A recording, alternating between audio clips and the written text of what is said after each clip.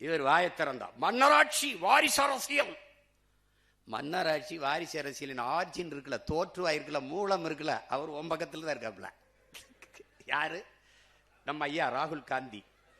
ராகுல் காந்தி இருக்காரு, அவர் என்ன புதிதா ஏழை எளிய மகன் கட்சி ஆரம்பிச்சிருக்காப்லையா? எவ்வளவு வசதியா பாருங்க. இது மன்னராட்சி, ஆம், இது வாரிசு அரசியல், சரிதான். ஆனால் இந்த வாரிசு அரசியலின் முன்னோடி மூலம் காங்கிரஸ். காங்கிரஸ் தேர்தல் முடியும் முத நாள் ஓட்டு போடுறதுக்கு முத நாள் பேசுறாப்ல, தேர்தலுக்கு பிறகு ஸ்டாலின் அவர்கள் போய் மோடி அமித்ஷா காலிலே விழுவார் அப்படின்னு. 2 வாரத்தில் இவர் போய் விழுகிறாப்ல.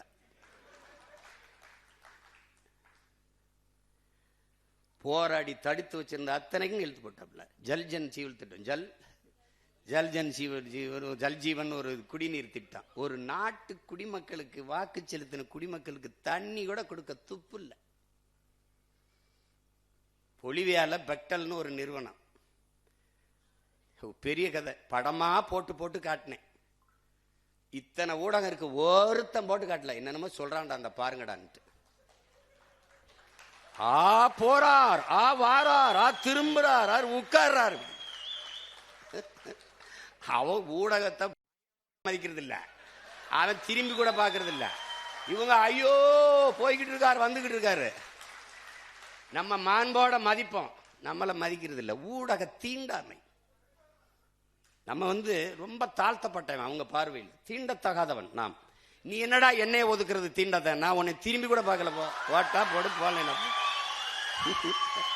நீ என்னை செய்தி போடுவ, நீ என்னை காட்டுவாயின்னு கட்சி ஆரம்பிச்சோன்னு நினைக்கிறியா? நீங்க எல்லாம் பேசி என்னை வளர்ப்பீங்கன்னு கட்சி ஆரம்பிக்க நினைக்கிறேன். நான் செய்ய வந்தது தேர்தல் அரசியல், கட்சி அரசியல் அல்ல, மக்கள் அரசியல். நான் செய்ய வந்தது செய்தி அரசியல், விளம்பர அரசியல் அல்ல, சேவை அரசியல், செயல் அரசியல். நெருப்பு சொல்றான் அவன், நெருப்பு சுடும், நெருப்பு சுடும், நெருப்பு சுடும். ஓராண்டு படம் நடத்தலாலும் பயனில்லை. தொடுன்னு சொல்லு, தொடுவான். அதுக்கப்புறம் நீர் அவன் சொல்லுவான், நெருப்பு சுடும், நெருப்பு சுடும், நெருப்பு சுடும்னு. இப்ப சொன்னேன், அவன் கேட்கல, தொட்டான். இப்ப பேசுவான் 6 மாசம் கழிச்சு, நெருப்பு சுடும், நெருப்பு சுடும், நெருப்பு சுடும். நீ பாரு, ஒரே ஒரு தடவை திருச்சியில ஒரு வாரத்துல போராட்டம், செவிலியர்லாம் சிமான்னா வான்னு கீழே ஒருத்தன் போடுறான், வருவார் உனக்கு, வா கீழே போடுறான், உனக்கு வருவாரு. அண்ணே அண்ணே, இவங்க கண்ணீரை பார்த்து நீ போய் நின்றாத, தயவு செய்து பேசாம நிம்மதியா வீட்டுல இரு. அப்படி ஐ எம் வெரி சாரி, நான் வரல, நான் கோச்சிக்கிட்டேன். நங்கடா உங்க பிரச்சனை, பாடா. அவர் அதை சொல்றாரு, அவர் ஆகாத சொல்றாரு. கப்பர் டே, சீனால ஒரு முதலாளி என்கிட்ட 3000 ஆடு இருக்கு, மேய்க்க வரவனுக்கு 1 லட்சம் சம்பளம்ட்டான். பலாயிரக்கணக்கான பேர் போய் நிக்கிறான், படிச்சவன் போறான். இல்ல தந்தி டிவின்னு ஒண்ணு இருக்குல்ல, முந்திக்கிட்டு செய்தி சொல்ற ஒரு டிவி, உண்மையும் நேர்மையும் தவிர எதையும் சொல்லாதது, அப்படி ஒரு தொலைக்காட்சி. அது அந்த தொலைக்காட்சி தேநீர் நேரம், டீ டைம் அப்படின்னு வச்சிருக்கு. அதுல பேசுது, சீனாவிலே ஆடு மேய்க்கவருக்கு 1 லட்சம். சீனா சொன்னா ரசிக்கு, அதே சீமான் சொன்னா சிரிக்கு. இவங்களுக்கு நோய்டா, இவங்களுக்கு நோய். பிரதமர் எந்த ஊருக்கு போனாலும் தற்சார்பு பொருளாதாரம், தற்சார்பு பொருளாதாரம், தற்சார்பு பொருளாதாரம். Move forward organic farming. டே, இத்தனை ஊடகம் இருக்குடா இந்தியா முழுக்க, ஒருத்த மூவ் ஃபார்வர்டு ஆர்கானிக் ஃபார்மிங் ஒருத்த எடுத்து விவாதிச்சிருக்கானா? இல்ல இல்ல. அவன் அங்க போறான், இங்க போறான், ஆரம்பிக்கிறார், குச்சியை உண்டிட்டார், கட்சி ஆரம்பிச்சிட்டார், இந்த நின்ட்டார், அந்த போயிட்டார். இது ஒரு கூட்டம்டாது. ஏன் அதை பேச? பிரதமர் எதுக்கு இங்க தற்சார்பு பேசுறாப்புல? இந்த ஆர்கானிக் ஃபார்மிங்க்கு போகணும். அம்பானி இயற்கை எரிகாற்றுக்கு போறேன். ஏன் இயற்கை எரிகாற்றுக்கு போறேன்? இயற்கை எரிகாற்று எங்க இருந்து எடுப்பார்? கேளு, ஒரு விவாதத்துல கேளு கேளு. ஏன்னா இங்க எரிகாற்றுக்கு கச்சா பொருள், மூலப்பொருள் பிரச்சனை இருக்கு, வார் வருது. இப்ப தற்சார்புக்கு வரணும். அம்பானி சொல்றாப்புலே, சொல்றாருல்ல, நான் இயற்கை எரிகாற்றுக்கு போறேன். அதை நாங்க தமிழ்ல உயிர் வழிங்கிறோம், நீங்க பயோகேஸுங்கிறீங்க, நாங்க உயிர் வழிங்கிறோம். இயற்கை எரிகாற்று எங்க இருந்து எடுப்ப? எங்க இருந்து எடுப்ப? என் மாட்டு சாணி தாண்டா வந்து நக்கனு, நீ என் மாட்டு சாணி தான் வரும். அத நான் சொன்னா வலிக்குது, நான் சொன்னா வலிக்குது. சரி, இந்திய அரசு கழுத வழக்கு 50 லட்சம் மானியம் கொடுக்குது, அதை ஒரு தடவை போடு. உனக்கு நோய்டா.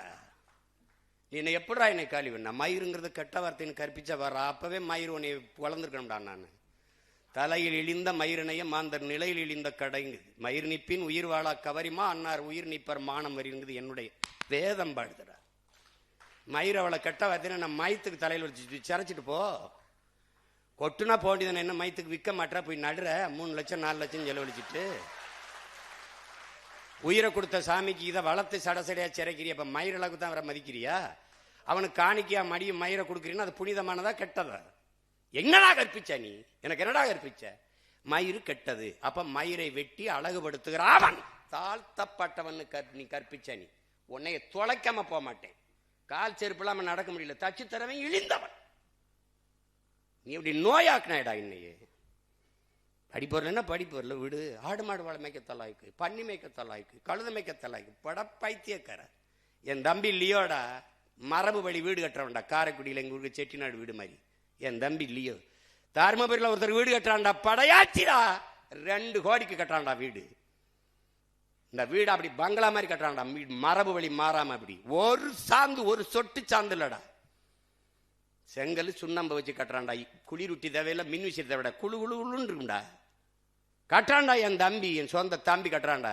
என் கட்சியில் இருக்க பிள்ளை அவன் சொல்றான், வீடை பார்த்து, தம்பி இன்னும் எத்தனை கோடி வேணா 2 கோடிக்குள்ள முடியும், இன்னும் எத்தனை கோடி வேணாலும் செலவழிப்போம், நீ பண்ணு. ஐயா என்னையா வருமானம்? நான் பண்ண வச்சிருக்கேன்யா, பண்ண வச்சிருக்கேன். ஏய் நான் சத்தியம் பேசுறேன்டா, எங்க அப்பா மேல ஆனையா, உண்மையை சொல்ற. இந்த ஒரு அலைபேச்சியில் இருக்கு என்ன, இந்த தஞ்சாவூர் தான் போயிட்டாப்பா சொல்லுவான், கட்டிக்கிட்டு இருக்கான் தருமபுரியில.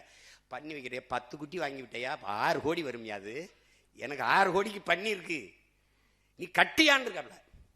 படையாச்சி பண்ணி வளர்த்து சம்பாரிச்சுக்காண்டா. பைத்தியக்கார பயல. எங்க பொருளாதாரம் இருக்குன்னு தெரியாது. கிறுக்கா. அரசா மருத்துவமனைக்கு வெளியில் வரும்போது கழுதப்பால் ஒரு இது 1000 ரூபாய்டா. ஒரு என்னது அது சொல்றது, ஒரு சங்க 1000 ரூபாய்டா. மருந்துடா. கழுத மேய்க்க தலாய்க்கு, ஆடு மாடு மேய்க்க தலாய்க்கு. டேய் நீங்கெல்லாம் அறிவு இருக்கிறவங்களாடா. வேளாண் துறைக்கு ஒரு அமைச்சர் போட்டிருக்க, என்ன புடுங்கிறதுக்குடா போட்ட? எதுக்குடா போட்ட? அவன் அரசு அமைச்சர், அவருக்கு ஒரு கான்வாய், அவருக்கு ஒரு வீடு, அவருக்கு ஒரு பெரிய இது. அவர் அரசு அமைச்சர். கால்நடை துறைக்கு ஒரு அரசு அமைச்சர், பால்வளத்துறைக்கு ஒரு அமைச்சர். இவன் 3 பேருடைய வேலை என்னடா சொல்லு? நாங்க பின்னோக்கி இருக்கிறோம், இவருக்கு முன்னோக்கி போறாங்க. பால்வளத்துறை அமைச்சருக்கு வேலை என்ன? பால் இருக்குடா, வளம் எங்கடா? கால்நடையே இல்லை, எதுக்குடா கால்நடை துறைக்கு தண்ட கர்மாந்தரத்துக்கு அமைச்சர் போட்டு கேட்டீங்க வாடா? எதுக்கு போட்ட? வேளாண் பல்கலைக்கழகம், வேளாண் கல்லூரி, வேளாண் துறைக்கு அமைச்சர். அப்ப அவனுக்கு எங்கடா வேலை கொடுப்ப? வேளாண்மை அரசு பணி ஆக்குனாதான்டா அவனுக்கு வேலை கிடைக்கும். இப்ப வேளாண் துறை அமைச்சருக்கு வேலை என்ன? கால்நடைத்துறை அமைச்சருக்கு வேலை என்ன? அதான் எப்படிப்பட்ட அறிவாளிகள்கிட்ட சிக்கிட்டோம் பத்தியில.